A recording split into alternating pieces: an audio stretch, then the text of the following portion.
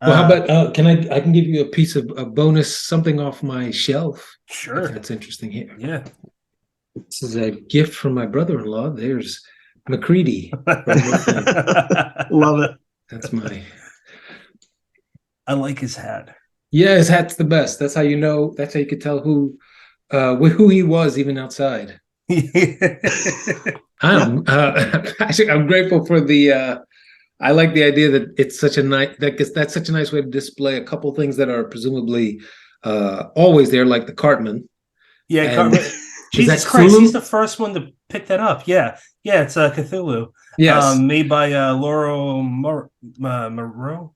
Maroon. Mauro, I think it God, is. I don't know how to say your last name. Mauro. But Yeah, still but looks but I like that there's those things I assume are always there, and then I appreciate the things that are guest specific. wow. Out of almost 200 episodes, you were the first to ever pick that up. That that's And there? yeah, man.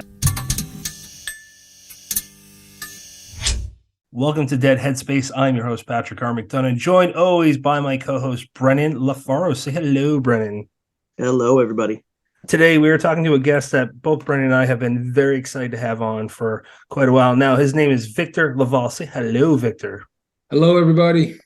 And he is the author of Lone Women. He also, probably most notably, for The Changeling. But before we get into that, what got you into horror? Chaotic childhood, I would say is probably the true answer. And but in a sincere way, I mean that like growing up in a somewhat chaotic household. There's a fair bit of mental illness in the family. I guess we're just starting deep in the ocean, in the deep end of the personal pool. But uh, so for me, in a chaotic household, I have to say, like, one of the things that drew me to horror, I know I can be more specific, but really what drew me in was like when I started to read horror, Stephen King, Clive Barker, Shirley Jackson, Lovecraft, Poe. One of the things that was an essential truth about them all was just like one day you're in your house and it's a normal house. And then just the next day, if you're unlucky, you open the door and there's a werewolf in the closet, right? And that actually spoke really deeply to the reality I felt I was living in, where you couldn't always rely on which version of a person you were going to get day to day.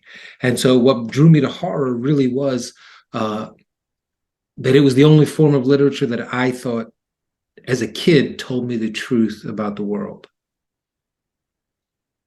And also Stephen King's Skeleton Crew, right? If I'm being more specific. Brennan, I want you to reply first, please. I don't know if it ties into that answer exactly, but it made me think of a discussion we've had on here before with the idea of, and this is more modern, being even stuff back into like the late 50s and 60s versus older horror, of bringing the horror kind of to your doorstep. And I mean, one of the examples I think of is Rosemary's Baby, where now this isn't, a castle that kind of you take a trip to far out in, Transylvania. This is it showing up on your doorstep. And I wonder if that's kind of a consideration as far as, the werewolf in your closet type thing, is that, these are real emotions and real truths, but they're also, being brought to a familiar environment versus something like science fiction versus something like fantasy. Right. Is that, something that an idea you've kind of played around with? Well, I think that idea rings true, and it's funny that you bring up Rosemary's Baby, because certainly, number one, it's certainly a film that I love very much, not least because it was one of the few growing up that was set in New York City.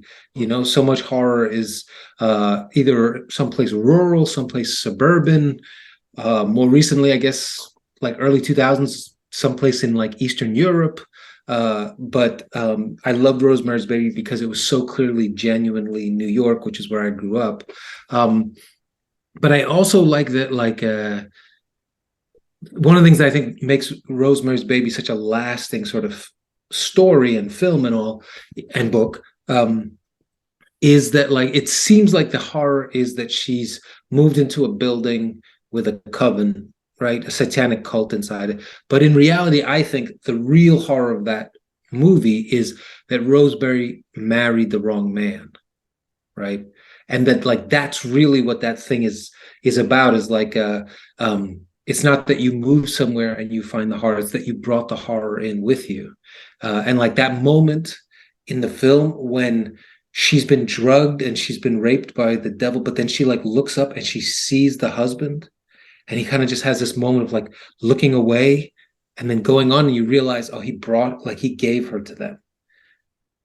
Is so chilling, you know. But I think it is that idea that it's that horror that you have brought with you, but it is also a very modern, like it's not, like you say, it's not the old Gothic sort of horror trapped somewhere in the moors or something like that. It's just in your apartment building and you married it. And like you said, it's I always like to think of horror as it's a genre of like trust is such a big theme, pretty much throughout. I mean, whether it's psychological, can I trust the narrator or can I trust myself? And what a great example in Rosemary's Baby of, can I trust the person that I live with? Right. And I think there's just so much to explore there, which, you know, I definitely want to talk about the Changeling and who that's certainly implicit in there. Yes, for sure. But before we do that, Patrick, unless you have somewhere you want to go, I kind of want to take us to Lone Women. Yeah, real quick. I always forget the exact name of it. Medicine has really long names, but Chuck Palahniuk was we had him on Thalidomide. Yeah, we had him on for me and Brennan did a side podcast. It lasted only for like 6 or 7 episodes, but the one we did with Chuck focused on Rosemary's Baby. Okay. And he had an interesting theory. Brennan, you're a lot smarter with explaining this. Can you go over, because I would like to hear. Actually, I didn't know Victor was a big fan of Rosemary's Baby, honestly. So I'd like to hear his thoughts on what Chuck said, because I've only heard this from Chuck, and it blew my mind.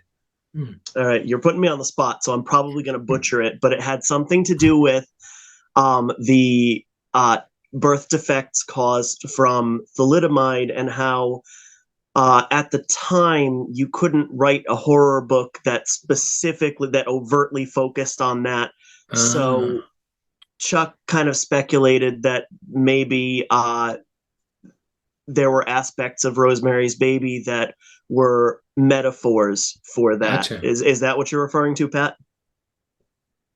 Yeah, sorry, I had myself muted. Yeah, it was, and his idea was giving Rosemary a devil baby. So I don't know if you have anything to say. That's fascinating.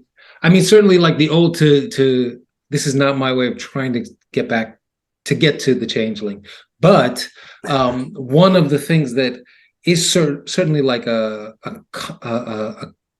common theme generation to generation and going back farther and farther, right, is the question of like what Rosemary says in there, like, what did you do to my baby? What happened to my baby, right? And this question, so like the Changeling myths, certainly I think with time and distance are on some level about wrestling with questions of babies that are born, quote unquote, seemingly one way, healthy, normal, whatever these words mean, and who then change, right? And that I think we understand now that like those old Changeling myths were in part a way to talk about things like autism in children, right? Why does my child suddenly not speak anymore? Or why doesn't it look at us directly like all our other children do? Why doesn't it do all those things, right? And then certainly, as I'm saying, in my family, as a way to think about things like mental illness, like why does this person change? And so the idea that Rosemary's Baby, one of the things that might be filtered in there is yet another way that children were at risk, would not be surprising to me and would make me feel like it entered an older conversation, a longer conversation about this question of like, I'm worried for my child. what's going to happen to my child, right? And then as time goes by, hopefully we change the discussion of, like if the old changeling myths were about this, we're on some level sometimes about questions of autism or other kind of spectrum issues in children, that perhaps a more modern take might not pose that as a horror, but might pose it as something, an opportunity, might pose it as something magical or something beautiful, right? And that's what time will also allow. So that idea from Chuck seems super interesting to me. I'd never thought of it, but because I'm so focused on the bad husband and like the gaslighting husband side of things. He's such I just a dick. didn't think of the other. He's so awful. I wanted to punch him. I don't fight, but I just smack him in the face, man. But I have to say, like, as time goes by, and in whatever little ways that I'm getting any chance to spend time in, like the Hollywood system, the TV system, I feel greater respect for Cassavetes in the movie for being willing to be so awful, because I'm seeing, like, here and there I'll hear stories about the ways that actors protect their image, right? Like, I don't want to seem like the bad guy. I don't want to seem like the gaslighter, right? Even though I signed up for that job, I'm going to find a way. No, I want to be sympathetic. And to his credit, he's just a dick. Yeah. Right? Book in movie. Yes, who just sacrifices his wife for fame. And I really love the Cassavetes was just like, nah, let's do it. Lean in. Lean into it. Yes, it's more memorable that way. That's a great response. Yeah, see, I knew that you would say something I did not expect. Yeah. That's brilliant. Brennan, so let's talk about Lone Women and then maybe lean into the Changeling. Sounds good. All right, so Victor, we are notoriously bad at giving synopsises for other people's books. Patrick always spoils the hell out of them and whatnot. So we're gonna put this on you. Give us a pitch for Lone Women. Sure. So Lone Women is a novel set in the United States in 1915, and it's about a woman named Adelaide Henry, a Black woman farmer from a family of farmers who flees her family farm in California and runs off to the most barren part of Montana, where she to set up a homestead, and she brings nothing with her but a large, mysterious trunk. I feel like that would be and hilarity ensues. Yeah, that's the exact tone I got from it. I know it's funny. I'm curious because you could absolutely, because of the time period, because of the location, you could pitch this as a horror Western, and I'm wondering if that was something intentional. A lot of your books take place in New York City, some place that you are very familiar with. So what prompted you to write something in Montana? Well, so two things. First, I really did feel like The Changeling was like my big love letter to New York and to everything New York that I could sort of pour into one book. And obviously I'd had books before that were set there, and I really was feeling pretty sick of New York. I just wanted something a little different. And at that same time, I'd picked up this book called Montana Women Homesteaders, A Field of One's Own. And I just picked it up at I did a reading at the University of Montana. I went to their bookstore and I went to the local history section. And just by chance, of all the books there, decided to pick up that one. And it was about lone women homesteaders. And they were called lone women because they didn't come with a spouse or a family member or anything. It was just them coming out to these really barren landscapes to homestead at the start of the 20th century. And I knew nothing about these women. I didn't know they existed at all. Even more than that, I didn't know that there were Black women homesteaders. I didn't know, more broadly from reading about the time period, I didn't know there were Chinese people and Japanese people in Montana at this time. I didn't know there were Mexican folks, and I didn't have any real understanding of the indigenous populations, sort of their history there, their like the sort of the harm they lived under to be sent to the reservation system, and then their history, even their relationship with the indigenous people right across the border up in Canada. Like all of this stuff was new and interesting to me. And then the thing that really made me feel like it was the beginning of a story was that I asked, as I was reading this, I asked some of the folks who were in Montana at the university, folks who had been born and raised in Montana for generations, and folks who had come there to teach. And I said, do you know, have you ever heard of any of these women or what they did? And to a person, they all were like, I didn't even know that happened. I didn't even know those women existed. And I felt like, okay, it's not just me, some kid from New York who doesn't know anything, right? This is just really a thing that a lot of people don't know. And then I started thinking like, well, maybe I could tell a story about them, and then that, and then I just I couldn't stop reading about them. And then I kind of expanded from there and started reading about Black Americans in the West and about homesteading women in particular and their diaries and things like that. And the more I read, the more I was just like, this is endlessly fascinating stuff. I got to give it a try. The worst that happens is, people from Montana laugh at me. But the best that happens is maybe I make it work. I think you did. And it's so interesting. I kind of suspected that might have been kind of the jumping off point, because it is such an interesting point in history with, with the history of how this country has treated women and people of color.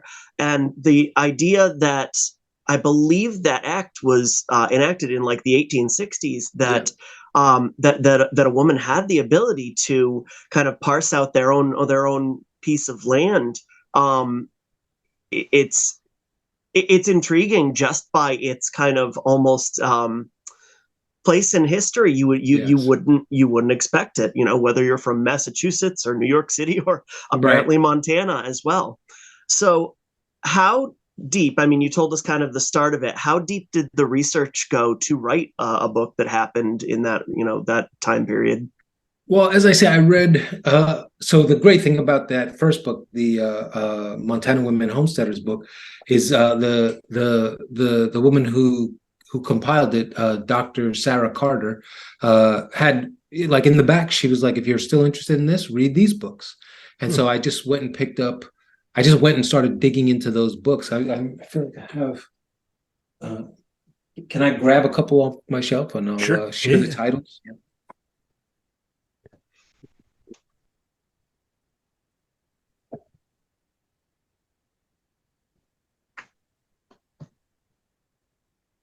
So most of these are library books. These are the ones I still have.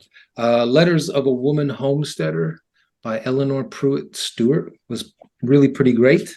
And some of these are library books. African Americans on the Western Frontier. Oops, let me hold it up there.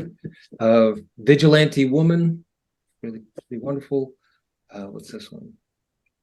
Oh no, that's a Richard Wright book. The Montana Frontier and African American Women Confront the West, 1600 to 2000.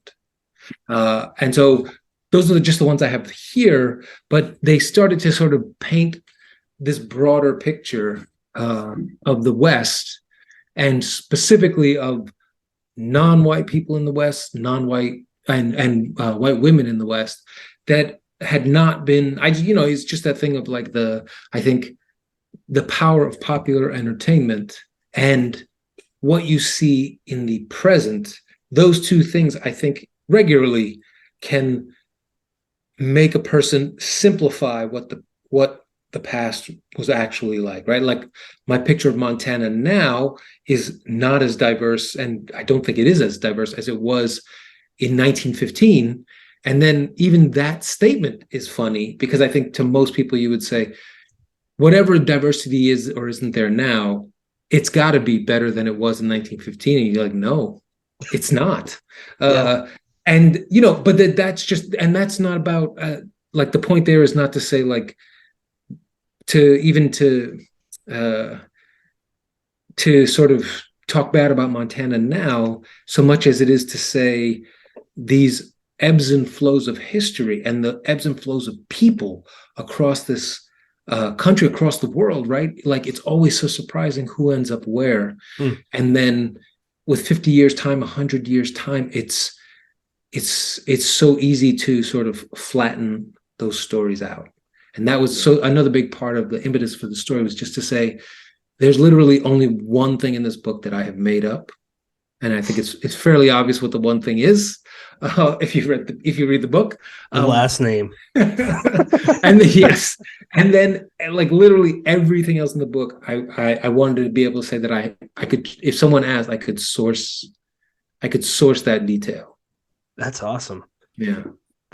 Are you, hate to put you on the spot, but I'm going to do it, and I'll cut it if you are not cool with this, but Omakatsu, are you a fan of her books? I know Alma. I've read, which is the one, the Titanic one. I really loved. The Deep. The Deep. I really enjoyed that one immensely. She does, because she's her background, for those that don't know, her background is in analysis. Yes. Analysis. I can't talk. And she's a Japanese American woman, so she has a really interesting perspective Yes. on what she writes, and she writes history with horror spin really well, and kind of got some vibes from that with this. And also I got a wrong one. I got True Grit there for a reason, because that's funny. Just like it parallels with Lone Woman in the sense where like protagonist is a woman, and they they're badasses, and they're not discussed much in, as you said, what's popular in the West, Western fictions. But she's great, and she's got a more recent book, I think, about being an analyst, essentially, right, for the CIA. I think it is. Yeah. Red Widow. Yep, that's it. Yes. Yeah, she's a wonderful writer, and I think another person who I trust when she tells me like this is what's happening, this is what happened, these are who's involved. I trust it like implicitly. Absolutely. Sorry, I thought Brennan was going to go. Oh, nope. I'll go. Oh my gosh, I just tripped over my tongue like 3 times in a row. All right, I will go. So I wanted to go back to something you said a minute ago about, comparing the way that people were treated in 1915 in that area versus now, and just kind of automatically thinking we must have made progress. I wrote a story, and I have the bad habit of writing historical stories and writing first and then researching later, which I should probably get out of, but here we are. And I wrote a story about a couple of gay men who, in the late 1800s, get out of this Puritan New England town and go west, and they kind of build a cabin in the mountains because they're afraid of being judged, even out there. And I wrote the story, and then I found out that it was relatively, I don't know if I would say accepting, but maybe more accepting of that lifestyle than people would expect. And I wonder if that was something you read about, because you, forgive me if you consider this a spoiler, we can cut it, but you do include queer characters in your book. No, definitely. Yeah. So I wonder what you kind of found out in regards to that treatment. Well, what I will say is that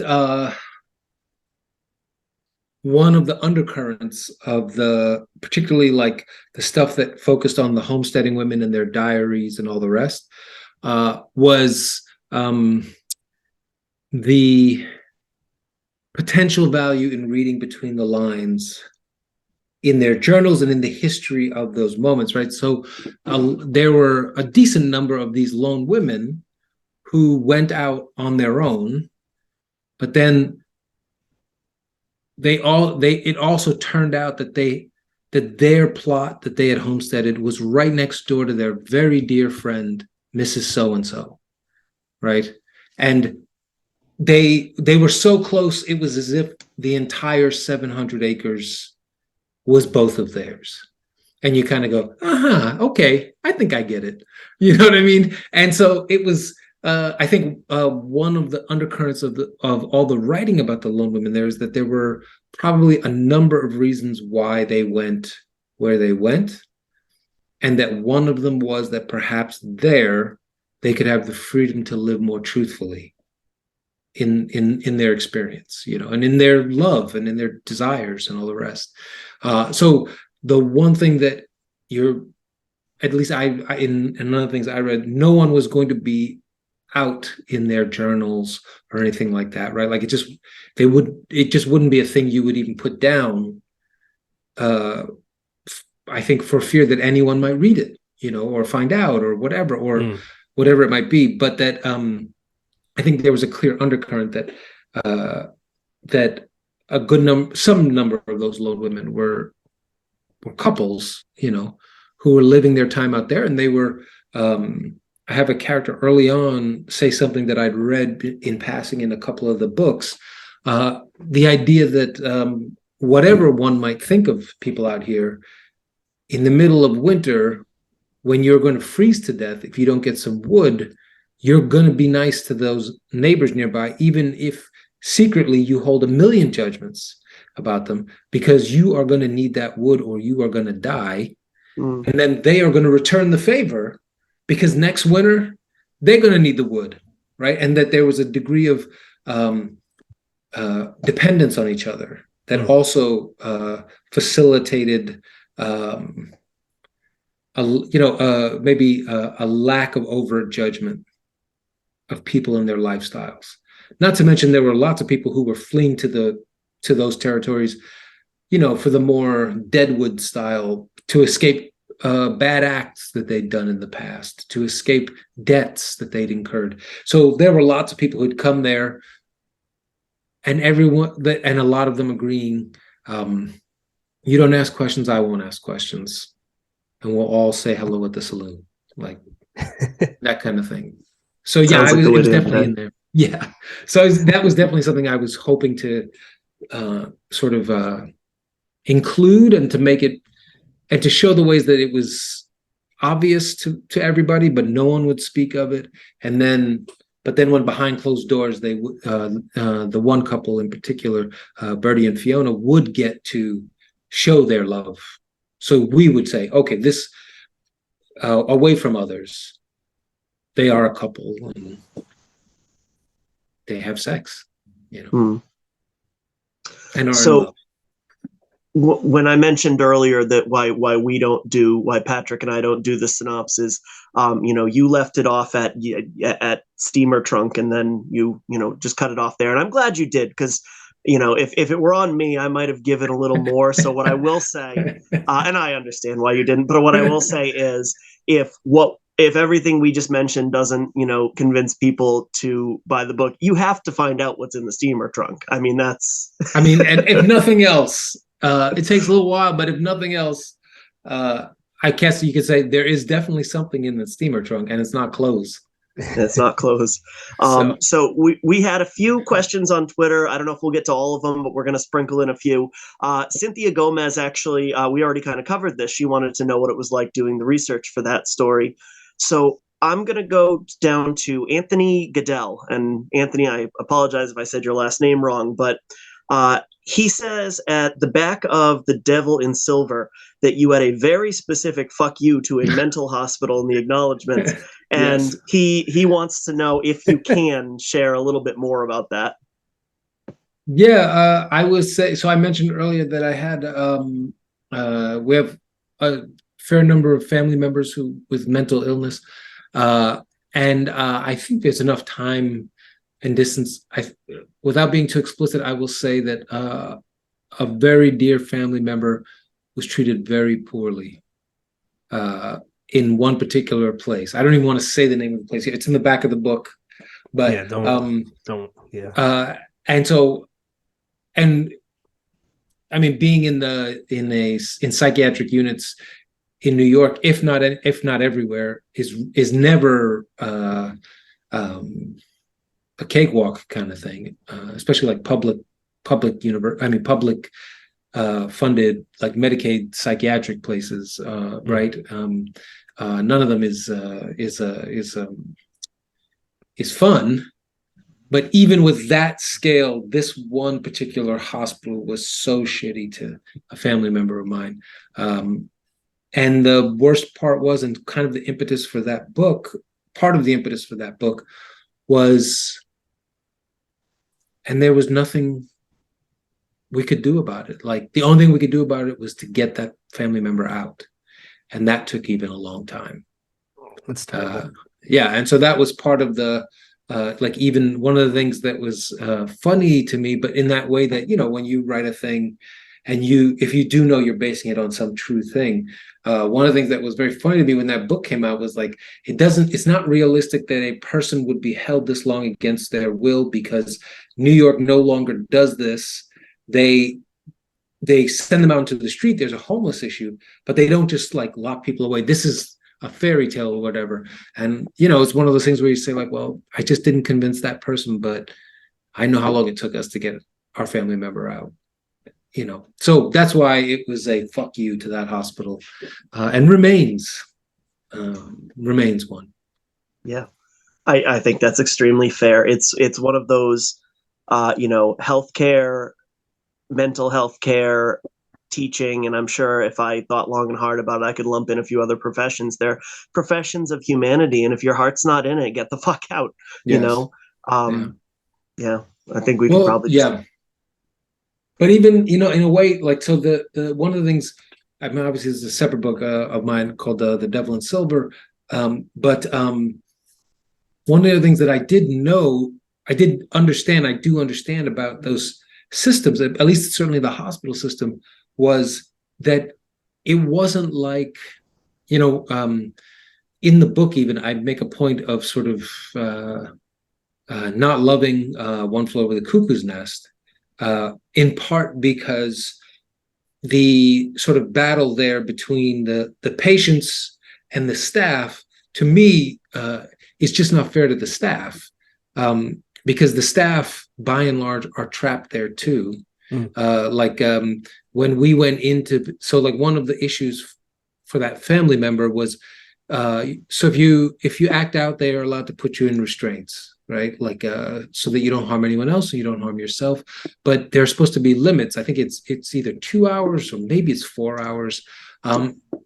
But when we would visit, my family members, just trying to keep this somewhat vague to respect the family members' privacy, but we would visit. So we visit, say, like on a first day, on a Monday, and they're in restraints. The patient is in restraints in their bed, and we say like, well, we do know this person can sometimes get a little volatile. We hate to see it, but okay, we understand until they calm down. But then we come back the next day and they're in restraints, and then they say they got volatile again, and we say, oh, maybe okay, and we come back Wednesday and they're in restraints, and then when the staff leaves, we can whisper and just say like, you know, when do they take you out? And the answer from our family member was they don't, you know. And then so my family, we're welling with rage. Get these off, get these, this and this. And then the person who comes in, though, who's going to take the brunt of it, is an orderly or a like low-end RN who's making $15 an hour, maybe less, to handle this. And there would be moments where I would realize, oh, you're slightly freer because you're not in restraints, but you are trapped in this system as well. And it was like, so that at the heart of that book, the idea really is like this, the system is the devil. It's not these people. It's certainly not the patients, but it's also not the staff, by and large. You know what I mean? It's this thing that traps all of them, and then also family members and all the rest. And so that's why when I said that line in the book, I didn't say it was a fuck you to the staff or even the doctors. I said it was that hospital, because the hospital was who put all this red tape ahead of us. And later on, we, you know, found out like, oh, you know, Medicaid pays for a bed for this long, so you're not going to get your family member out until they've billed it, essentially until they build the entirety of what Medicaid would pay. And then amazingly, when they reached basically the billing limit, you know, we think they're ready to go. And we would just be like, I see. Okay. This is a system that's evil. This is not just that person. So that's a long-winded way to say it, but like that's, you know, part of what was on my mind with that one. And with that one in particular, and of course, I guess I think of it in terms of the healthcare system. I have family members who have health issues, and we deal with and I always find myself saying the system is broken, but I actually think that your point right there, that the system is evil, is probably more accurate, because there is an intentionality to it. Well, and it's I would also add in there, like there's even in the book, I have a character say it. It's the reason they don't, because somebody says like this system is broken, someone needs to fix it, and then at a certain point, one of the characters says, "No one's fixing it because it's not broken. This is the way it's supposed to run." And the people who benefit from these systems, they're never in these hospitals, right? Like the board members who run the hospital that my family member was in, they're not staying there. Even if they have a family member with a psychiatric issue, I promise you they're going to a private institution. With the money they made from all the people who were in the public institution. So we were super grim, but hey, that was a grim road. It's all right, we write horror. But it is horror, exactly. Why don't you take it away, Pat? Well, I told Brennan today, we were talking about this. I won't get into the details, but we were literally talking about a broken system. And I mean, I agree it's more evil now, but I basically said, isn't that why we write horror? Yeah. Because I can't imagine any of us are guys that are going to just start swinging. But like, if we didn't write books, why don't we just explode? Peter Straub said this before, that Steve King told him if he couldn't write, he would be on top of basically he said an underpass with a sniper rifle. And apt pupil. He'd be knocking it out. I mean, it came from somewhere, right? That story, I mean. Yeah. I'd like to talk about The Changeling, and I'm not being funny when I ask this, but did you cry at any parts when you were writing that book? Because like I got a 3-year-old son, and I kept thinking about him when he was a little guy, and I'm just curious what you I won't tell Victor. I haven't said this publicly yet. I have another kid on the way, and it's an ultra big deal. Thanks, man. It's an ultra big deal because my wife had a miscarriage last year, and I can't help but think about when I read about stuff like this. Like, I mean, we got the clear from the doctor that like percentage wise, she's got the same chance as anyone else. Like but I bring it up because The Changeling is about, your kid, and is it your kid, and it's an infinite. I'm just telling you because I'm also very excited, and I felt like reading that was you, especially here because I did the audio version. And it's because I'm reading it. Yeah. I thought you did a great job. So thank you. Yeah, and as a reader, you connect with certain books, and I was just like, this is a guy, like, I'm cut from the same cloth as this guy. I'm a new father, and I know Brennan is too, in the sense of like all the emotion and love. Like, I don't have a bad dad. He's great, but we have different approaches to fatherhood. Not saying his was wrong or mine's more right or whatever, but I felt a connection with you there. And that's man, I thought I had a really direct question, but I kind of just had to talk it through. You just had to share it. I've wanted to talk to you for a long time, and it's the first thing I read by you. This is the opposite, so that's why I'm not really good at this. The opposite is my left hand for the right. Okay, so I'm just gonna grab the book. Fuck it. So the very first time I read something by you was 2019 when Jonathan Mayberry. I know we're gonna go back to The Changeling. No, please, whatever. This is a conversation. Yeah, this is issue number 360. Oh, it's not on the camera. 363, and you had the very first story in it. And for those looking at it, this is a design from a 1930s issue. It's a really great magazine. I Yeah. learned of some new people in there. You got Mayberry, Josh Mallerman, Lisa Morton, Stephanie M. Whiteovich, and Yep. there's a lot of other great stories in there. But I read it cover to cover, and I thought you did a great job. That's another Thanks. reason why I had Cthulhu, a little stuff that did it wrong Yeah. again because of that. And then after this, I read the Ballad of Black Tom, which just blew me away because I read every short story I could find of Lovecraft. I've read, and like I like his stories. I'm a fan of his. Mhm.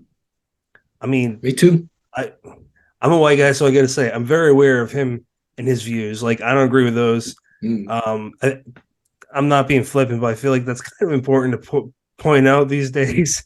I like his stories though, and what you did with Red Hook story, it just man, I I wonder if Lovecraft was around and had enough experience, just because it's fun to think about. The only other place outside of Providence, for those that aren't aware, that he lived was in New York, and just like if time wasn't chronologically a thing, if you guys had met, because he Yeah, met authors up there, that's and true.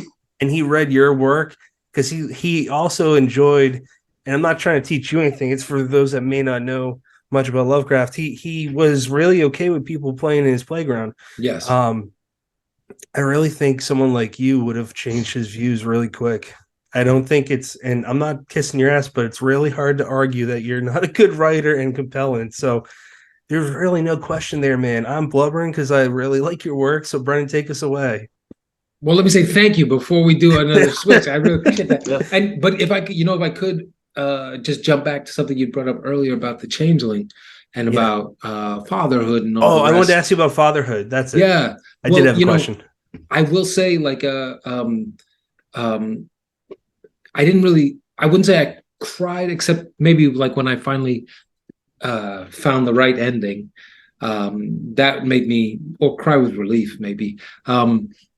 But that book like I wrote it when our older son was probably I think our kids are we have two, they're 18 months apart. So our older son was probably 1.5 and our younger son was just born. um and so I wanted to write about like just that time, like right then. Mm. And because I knew, I always hear this, people would say like as soon as the kids were born, they'll say like, in 20 years, you won't even remember the hard parts. All you'll do is remember how much you love them, you'll miss them, blah, blah, blah, like, but I was like, but I want to remember the hard parts because that's the thing that I feel like you don't get to see that much because people treat it like, it's like um, is it too shameful to admit to the things that are hard? Is it you're afraid, fearful you'll hurt your child if they discover that it was hard? I don't know what the reason is, but I Mm. felt like I want to confirm to other people. Not like my book was the first one to do it at all. Certainly, Shirley Jackson had a nonfiction book about raising her kids called "Raising the Barbarians." So she was. So it's an old topic, right? But I felt like maybe less so from the dad's perspective.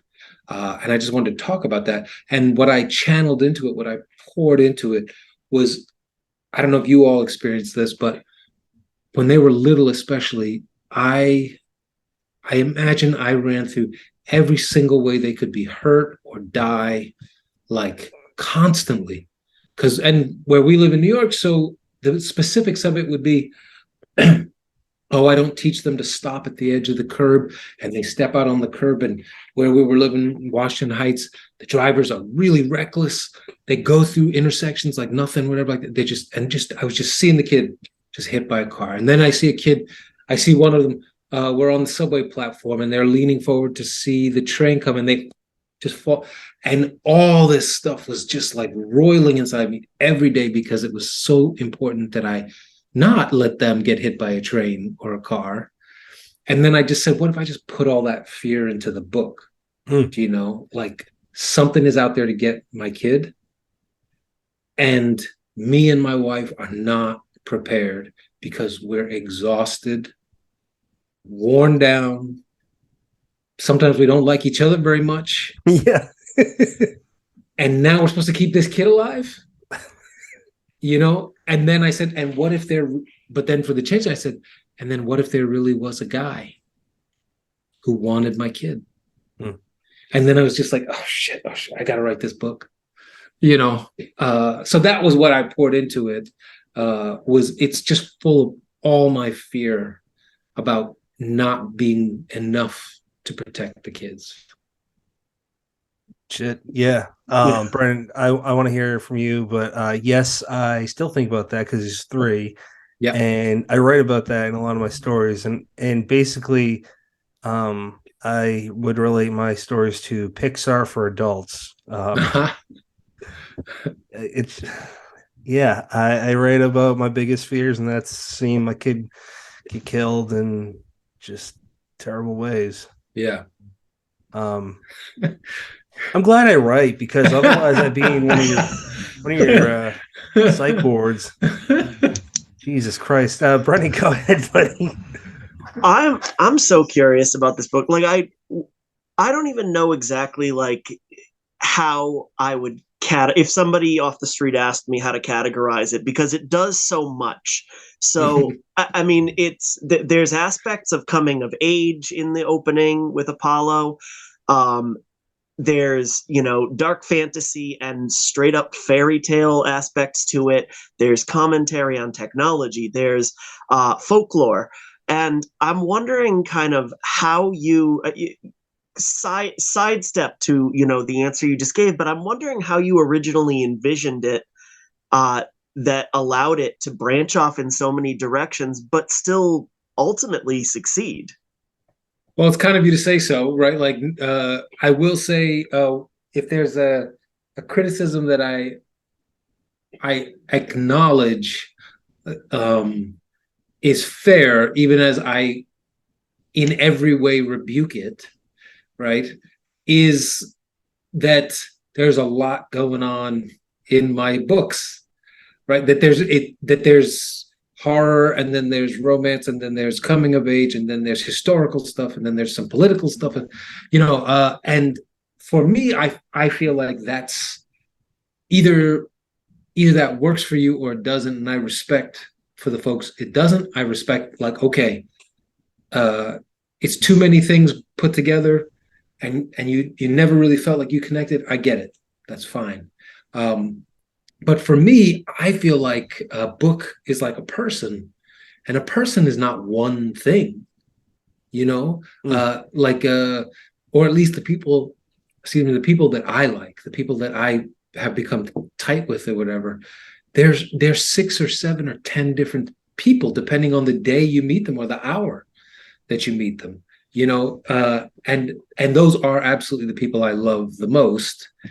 And so to me, the book is like, in fact, my relationship with books is often much deeper and longer than it is with most human beings. And so the idea that a book would be less complex than people, I can't fathom it. I need something that each time I come back to it, I go, oh, there's also a science fiction aspect in this. Or, oh, there's a weird, like, wordplay thing this author was doing I didn't even pick up on. Like, I need that very much. It's especially maybe because I feel like I want to read books more than once, and a book that only does one thing, I'll never read more than once. True. So that's like my philosophy, or whether it's philosophy or not, like my natural instinct to put many different things into the book, or many different genres into the book. And then I will say I've had the same editor for almost, must be like 17, 18 years now. And to his credit, what he's good about is like, there's 12 genres in this book. Let's make it 7. And I go, how about 9? And he'll go 8. And I say, all right, we're capping it at 8, and then part of the editing work, the back and forth that he and I do, is to sort of say that whole fantasy aspect, like there's fairy tale stuff in The Changeling, but there was a time when there was there was a neighborhood he was going to walk into that was literally a fairy tale neighborhood where halflings and elves are living in Elmhurst, Queens, kind of thing. And it was kind of funny, I guess, a little bit. But my editor said, like, you can't just visit that neighborhood and then be like, okay, bye, elves. You know what I mean? Like, there's some things that once they're in the world, they're in the world. And so I said, okay, we're going to take out the visit to that part, but we are going to keep this sort of magical feel of these New York places like the island, North Brother Island and places like that. And he said, that's great. We can just do that because it's on this island. We can almost explain it as like things don't work quite the normal way here. And, and in fact, if you're there, I do think there's a good argument, like you said, did anything magical actually happen there? Or was it just that the place was so peculiar that it feels magical, at least up until buildings start exploding and trees start being thrown? Then things are getting real. So that was the process for the book. And it really was about, I crammed in everything. And then the editor I trusted could also help me to say, but we don't want this to become a chaotic mess. It should be like an exciting chaos, but not a mess. I liked that's a great explanation. I liked how it was pretty much a love letter to books, and Yes. that like big treasured book. I'm not going to spoil it, but that was really neat because I didn't fact check it, but I'm guessing that's she's really best friends with him. I'll just put it that way. Yes, she was. They grew up together. I didn't know that. I thought that was really cool. Yes. And the other thing is, you have a way of writing. I think you did this on purpose, and tell me if you didn't, but you have a way of leading your magician. Well, that's what some writers are with words, specifically when he's in that neighborhood and the cops come. Mm-hmm. And this is a black guy. Mm-hmm. I honestly thought you were going to write him getting beat. And yes, then they're kind of nice, but like dicks. And right. They're like, we're not racist, but we're going to hurt you if you're here again. So like, I think they were, but the way that you misled it in a way I thought was really interesting, because you present that there is a threat. It's a real threat, but it's not what you see on the news. And I thought that was cool. Thanks. Yeah. I mean, I felt like, there was certainly a draft. There's got to be at least one draft where they're more overtly harassing, if not, like, it was never that they shot him or anything like that, because I did need him to finish the book. But unless I didn't add it in, he's a ghost on a journey, right? I could have added in that genre too, I guess. But in a way, like when I wrote it, where they were like, what are you doing in this neighborhood? You don't belong. It just felt like, is this a 50s movie or something like that? It just felt too expected. Like, okay, this is, and so then I thought, like, well, what might it really be? And I felt like, oh, it might be more of the like, what is that? The iron, was it like a velvet glove over an iron fist? I forget. Sounds right. A comic that has that title, sort of, that I'm just blanking on right now. But just that idea that they would actually be like helpfully, like they would give him one chance to be like, look, we don't want to see you here again. Here's a Metro card. Vamos. You know what I mean? But if you're here again, it's going to go bad. Right? Like, that to me felt like a more interesting and exciting absolutely encounter, because I did think, like, well, I'm surprised by this. I think the reader will be surprised by how this goes. And then when he doesn't leave and he sneaks back, then you're also like, oh, those fucking cops better not show up. It's Jaws. Yeah, that's right. That the shark's here and he'll fuck you up. Yeah. Well, and then I felt like maybe on a writer level, then the fun was, then you think, oh, good, he got into the house. And then you're like, no, the house is worse. the things inside the house are worse than the cops, and that even that might be an interesting, like, fun surprise, you know. Yeah, you keep him constantly on his toes. There's a pressure on the outside, and then, like you said, there's a pressure on the inside. But the inside is, man, you just the. I'm just gonna say one more thing, then Brennan. I know that we're gonna go to a new subject, but the door and the old man. What you did with those two things, man. I'm just like I'm taking mental notes as a writer. I'm like, that's fucking cool. Again, Oh, like thanks. yeah, I love Tom Savini and his Night of the Living Dead, and he said because I mean he's a master at the at the visual effects, and Yeah. he said what you do is you make him look at the left hand, but over here in the right hand is when you are moving shit, so it looks like magic. That's what you did, and I thought it was wonderful. I don't think I've ever compared a writer to a magician before, have I? Well, I appreciate it. You know what that makes me think of is I can't remember when I was watching it, but when watching, it must have been Carpenter because I don't think Rob Bottin was in the DVD extras kind of thing. But they were talking about in The Thing, the blood test Oh yeah. moment, and how there too they were doing the thing where they would cut to the blood test and then they would cut to the guys who were tied down so that you would be looking at the guys who were tied down, not the blood test. And then you do it once, and then the guys, and then twice, and then the guys. And the third time, you don't see McCready's hand the same way because now they've cut it because it's going to be an effect where the blood jumps out when he touches it. But because you're so thinking it's the guys on the chair that are going to be the problem, you don't register that it's clearly like an artificial hand. And then when he touches it and it goes, you go, oh no, that was the thing, and then to the greatness of the movie, they say, oh no, and also one of the guys on the strap down, he's also a thing. And you just go, Jesus Christ, they're everywhere. That's awesome. Yeah, you present a pattern that seems relatable or understandable, and you're like, nope, we're taking a left turn. That's right. Yes. Brennan, your turn, buddy.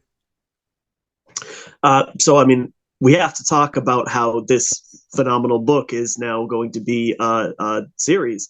What can you tell us about that? Well, so the show is coming to Apple TV.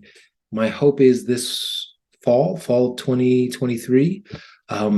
The lead in the show is an actor named Lakeith Stanfield, who people might know from Atlanta. Sorry to Bother You, a number of other great things. He's playing Apollo. He's amazing. And the rest of the cast, the woman who plays Emma, a Canadian actress named Clark Bacco, is astounding. Adina Turner, Malcolm Barrett. We get like just an astounding cast of folks to fill out, to play Lillian, the mom, to play Patrice, the best friend, to play Kim, the sister. And there's a great, I'm not even going to spoil, there's a great William Wheeler, like great. And the joy for me was that, so this show was adapted by a writer named Kelly Marcel, who's done a few things in film. She did a movie called Saving Mr. Banks with Tom Hanks about the making of what's the name of that one? Mary Poppins, right? Mary Poppins, thank you. Yeah. And then she wrote all the Venom movies. And so she's got range, Yeah, and she so this was her first sort of desire to jump into TV format. And like really right from the beginning, she said, I want you to be involved in this. I want you to I don't want to just have us option the book and then you disappear. I really want you to be a part of this whole thing. And she lived it. I mean, she lived true to her word. She made sure that the deal would only go through if I was an executive producer on the show. And then what that meant was I was on set. We shot in New York for 5 weeks, and I was on set just about every day. And then we shot for 3 months in Toronto, and me and my family moved to Toronto, and I was on set every day. Wow. And it was amazing.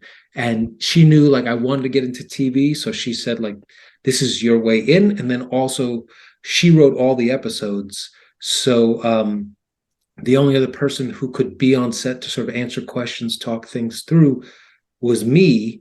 The only person who she felt knew the story, as well as she did. And so I also had the great experience. Like sometimes she was not on set that day, and then I got to be the person who was talking to the director or the actor, or answering questions for the prop people or whatever. It was amazing, amazing. That's a once in a lifetime. Well, it doesn't sound like once, but like it was that's an amazing, amazing opportunity, and it really is. Like, wow. I have to say, I got so lucky with Kelly, because I've got plenty of friends, writers who have had, or some friends at least, who've had things turned into movies or shows, and almost without fail, the way that works is like, here's some money, shut the hell up. Yeah. Right. And it's still amazing. Here's some money is Sure. always a sentence a writer is happy to hear, right? Especially as like for a thing you already wrote, that's passive income. That's the best income, right? You don't have to do anything. Just take the money, even if it's $100. Take it, and you don't have to do anything else. But so when she made that commitment and then stuck to that commitment, it really was life-changing, because me being in that role has helped me to justify requesting roles in stuff that is ongoing now. That's really inspiring, because I don't have a whole lot of friends in that realm, but from the people I've talked to, film and TV people are a lot different than book people. And I'm not trying to talk shit and start ruining my own career in the future. But I mean, like, I'll just quote Paul Tremblay. He said this on Brian Keene's show, so I'm not saying anything that's a secret, but he said that grown adults in that realm, in that industry, have a common practice of just ghosting people. And Brian jumped in saying that's true, and that's been my experience too. And I'm not gonna say who, but there's been some big movie people that were supposed to be on the show and just disappeared. It was set, and I send up a follow-up email, and I'm like, hey, if we're on the same page, I just want to know if you're interested. If not, it's fine. And just nothing. And hearing that someone actually respects the writer, and I think it helps that she's a writer. Yes, it does absolutely help. I mean, yes, this is your baby, okay? About a baby, and it's fucking awesome and inspiring to know that if you push through, maybe eventually you'll get someone like Kelly. And the fact that she said, "I know you want to get into TV. Here's your way in." Like, that makes me feel so happy for you. Thank you. I mean, really, honestly, like, I can't. I really can't heap enough praise on her for being willing, because it also meant more work for her. She's got to loop me into stuff. She's got to make sure to tell everybody, you have to talk to Victor too, right? Like, which is unusual, and adds steps for everyone. You have to find a way to make sure he's on the Zoom call to talk about the troll designs or the building. I'm excited to see that. Yeah. Oh my God. The troll, the direction it's going is amazing.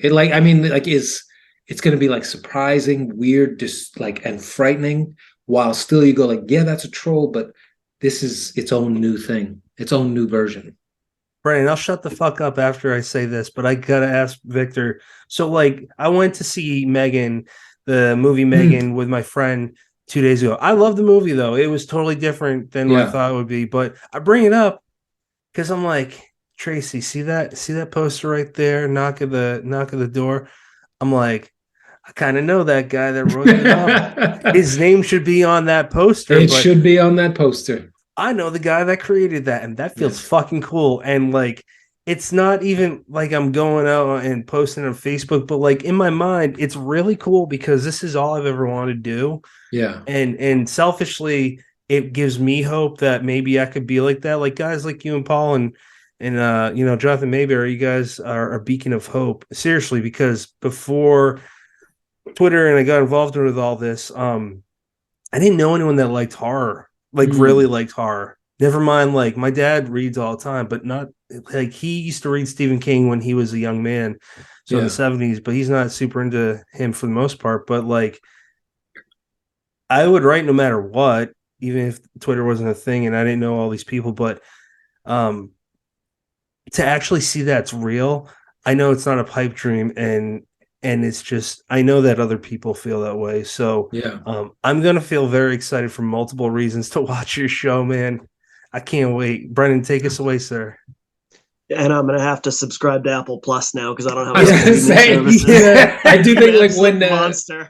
when it went that direction, like I was thrilled when Apple picked it up, like thrilled because I knew they were gonna do they were gonna say they were gonna give it the resources it needed to be good, and they have. But yeah, there was also sort of like, all right, I hope everybody's subscribing. And then I did appreciate like after we sold it, they started doing that thing where like whenever you buy a new Apple product, you get like a year of Apple TV. I said, oh, thank you. Yeah, please, let's keep this going because I want people to watch. And then the nice thing is certainly barring our show, stuff like Severance and Ted Lasso. Yeah. I am happy seeing them like really hitting their groove. And although I mean, they had a show a little while back called C that I really enjoyed. I thought it was wonderful, starring Jason Momoa. It's about like a post-apocalyptic-ish world where no one is sighted. Where like yes, everyone lacks sight, and Jason Momoa is that.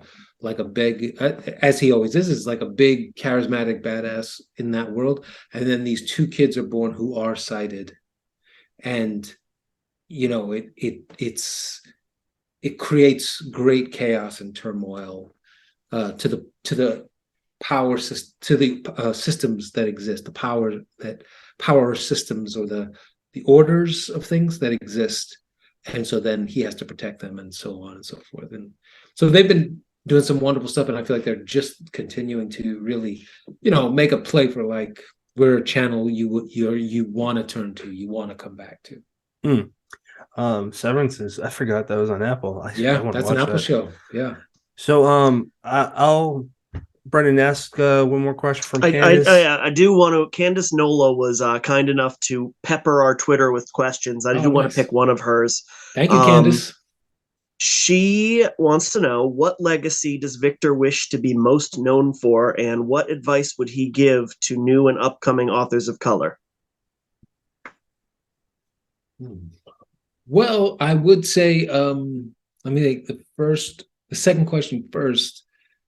The thing I would say to writers of color, is that what she said? To writers of color, is looking at the broad scale of literature in general, horror in particular. There's no better time to be telling your stories, in part because there are more ways for you to reach people than there ever were before, right? Like I don't believe it's that there are more very diverse horror writers now than there used to be.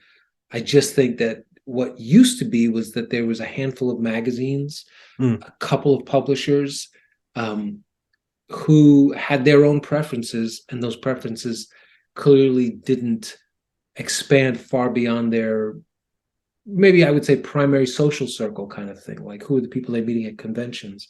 Who are the people, when you would find out, at least I found this, both in literary fiction and then horror fiction, when I would look back on the 70s, 80s, 90s, and you would say, oh, those guys were drinking buddies since way back. You go, oh, right. Okay, that's how but then, of course, that's how people get jobs at the post office too. Your uncle or your aunt gets you in at the post office. Your cousin gets you in at the fire department. Unfortunately, that kind of sort of like, that kind of like unofficial networking is a part of every profession that almost every profession that there is, Mm. right? Like, so that's just, it's not unique to writing. But what I'm so amazed by, I know like the internet age and online life is called a scourge and it's destroying us and all this sort of stuff. But I also do think about those forums where people met each other in the 90s and the early 2000s and shared work. And not just in horror. I'm thinking about fantasy. I'm thinking about romance. I'm thinking about mystery folks. Whatever people may think of, I don't know, 50 Shades of Grey, that began on uh, like a fan fiction forum for Yeah. Twilight, right? Yeah. And then if I could say, like, because my books are published by Random House, whatever people may think of those books, when Random House published those books were so profitable that the year that the first one came out, Random House gave every employee a $5,000 bonus check because they just had to bring down their tax ceiling. Like the male guy, like all the male guys, $5,000 each. Wait. I'm sorry to interrupt, but I have to ask. This is before they merged with Penguin, right? Yes. Oh my God. Like that's how much that book made for them. And my point there is only to say, and 10 years before that, E.L. James, it was E.L. James, I think, right? Yeah. I think that's her name. She would never have found a publisher who was willing to buy that book, right? And I mean, I think even Stephanie Myers, you might say the same. Like just that idea that these new ways of reaching a larger public who are somewhere like this new way of getting around the gatekeepers of various kinds of gatekeeping that the internet allows, that online life allows, strikes me as a beautiful, beautiful thing. And speaking for any kind of writer, I think it's a beautiful thing. And then specifically to the question that came up for writers of color, I think it's amazing that you can find your communities out there, right? And then and the beautiful thing is, and those communities can be people who look like you and people who don't look like you, right? But you're being able to put it out there gives those readers a chance to make that choice, not one editor somewhere who just doesn't like books from the Southwest because they hated growing up in the Southwest. And you go like, that's it? But in fact, yes, those kind of prejudices were easily, to say nothing of like more deeply entrenched, like racial, gender, all that kind of stuff, prejudices, right? So I think number one, it really is absolutely the best time within the genre to be writing, even if it doesn't feel like that on a day-to-day basis all the time, right? Because we're all especially recently seen. Yes. But in a weird way, as far as if this legacy question, I feel like a very down-to-earth person in a way. In that the main legacy I want is that my wife and I can leave our kids a house that has no mortgage, that we could send them to college if they want to go to college, and they don't have to pay for their tuition. Like if me and my wife could pull just that off, we would be 100 steps ahead where my mom was for me, and that would be my legacy. Like if my writing helped me to make that possible for our kids, I'd feel like, oof, I never thought it was going to go that well. That's beautiful. Let alone people reading anything or whatever like that. Yeah. I love that answer. Yeah. Brennan, I don't want to interrupt. I have one more question, and then we're going to wrap up with. Nope, that's fine. Go ahead. Okay. I have to ask you, man. The first time we had Jonathan Mayberry on, I had to ask him about this. Yeah. All right. So, man, I'm sorry. I so love that. That's it. I see it. Yeah. It's just opposite from. Oh, that's why. Up From Slavery is the short story from Victor. It's in again issue number 363, Weird Tales. I just want to know, how did it come about? I know Jonathan invited you, but like, first off, we heard his side of it because I asked him all about it. I nerded out with him about it, and I got to know what your initial feeling was. Has it changed? And just how does it feel to be in I think the longest running fiction horror magazine to date.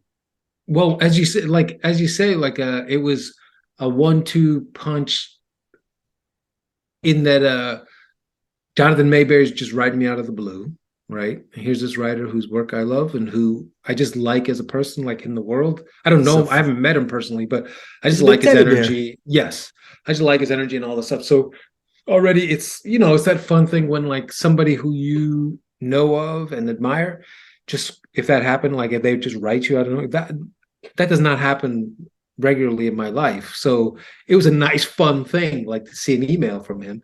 And then when the second part of that is we're restarting Weird Tales, would you like to be in Weird Tales? I was like, fuck, of course. Yes. I don't even know what you're asking for, but yes. And then he said, well, maybe you have a story or something like that. And then I said, the only thing I'd said was I have to think about it, not out of any like, do I want to do it or not? But like, I got to really think if I have a story. Like, do I have something? Because I would also be embarrassed if I sent over some garbage, like what do you call it? Some trunk story kind of thing. I would like to do this right. But then as I thought about it, like even like within a couple hours, I was like, it's Weird Tales. Who was published in Weird Tales? It was Howie. I gotta write something that's like a Lovecraft play, and I also the unbelievably positive reception to Bout of Black Tom made me feel like there's room for this. And then you had other people, Cassandra Carr, Caitlin Kiernan, Ruth Anna Emery's, like all these other wonderful writers who were also doing the same thing. And Matt Ruff, and feeling like, yeah, people, this is still the energy. Like we can wrestle with this, and people in horror are enjoying this, right? Because you as much as I might want to dissect Lovecraft and his this and this, you also want to entertain people. You want people to have fun reading a story, but because of that, I said, okay, it's going to be a Lovecraft thing. I'm going to play with something. And then I said, well, what would it be? What should it be? And one of the things that always bothered me about At the Mountains of Madness was the sort of cast-off nature of the Shoggoths, right? Like the sort of just the way it was described, like they were just slaves who rose up and it was all for the bad. They ruined everything. They ruined this good system that those kindly overseer aliens had. And they're just, all they are is brutish, thoughtless animals. And I was like, I could do something with that. I think I know that. I think I know that perspective, and I know what's wrong with that perspective. And then I was looking on my shelf. I was sort of like, well, but what could I also bring in another writer in some way and use, like, almost make it a triangle conversation. And then I had, it's a famous book, Booker T. Washington's Up From Slavery, which is his history of having been born into slavery and become, at the time, along with Frederick Douglass, one of the two biggest so where Frederick Douglass was the person who campaigned for like Black independence and full freedom, Booker T. Washington was much more of a, like, just let us learn our own trades and we'll just work in our own communities. Like, he was not he did not believe in like integration. He wasn't even arguing for like, we should have the same rights as you.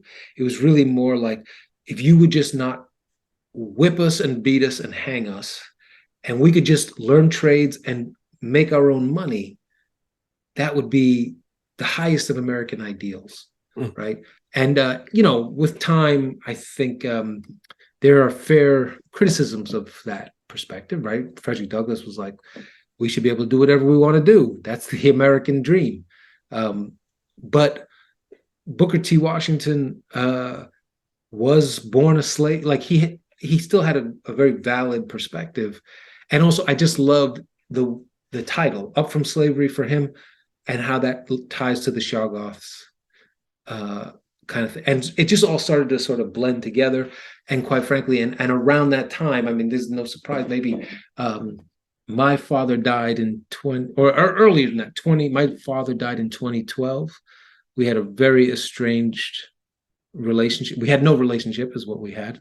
And then when he died, and then my brother died, I had to go up to Syracuse and I had to clean their home. I had to empty it all out. And so this was also, I said, like, I'm just also going to process all that in this story. And so that was all the stuff that went into it. And so I didn't know if Jonathan would say, this is, again, this is too many genres. This is family story. This is horror story. This is Lovecraft pastiche. This is slavery story. This is also a story about a copy editor for some reason.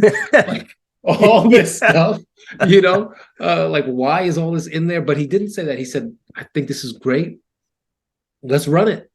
It's my favorite story in there. And there's some great stuff in there. Yeah. There's no fluff. Yes. I appreciate that. Absolutely. I wish I pulled this up in time, but who is it? Oh, how it should have no. Amelia Delia Lee by Tori Eldridge is a poem. And it's at the end of the magazine, but I'm only mentioning that. It's really it's fun. That's my favorite poem in there. It's worth every penny. I'm really happy that Weird Tales is back, and Jonathan's just a delight. So we're gonna wrap this up and do where can people follow you? Well, the only place I'm on Twitter, I don't tweet that much anymore, I have to admit, unfortunately. Not a bad thing, man. Well, it's not like I will say I look at Twitter sometimes, but I tweet less and less because I just feel like I just don't have I'm too tired. Like I'm a little overworked. I don't have the zingers. I don't have the funny observations. And so then it's just sort of like, all right, here's my books coming out. Retweet. And it starts to feel like, well, that's it. That's the only reason people hear from me. And then and then I just say, I'll just be silent and I'll just read other people's stuff and enjoy them being so smart. But I am on there. It's at Victor LaValle. And that's really, I'm not on like Instagram or anywhere else in any real way. I mean, in any way.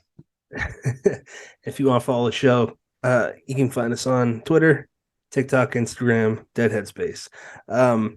Final thoughts, sir? I'm just, I'm grateful, so grateful to the two of you for this, for such a smart and wide-ranging conversation. It's just a gift to be able, again, going back to the internet age and all the rest,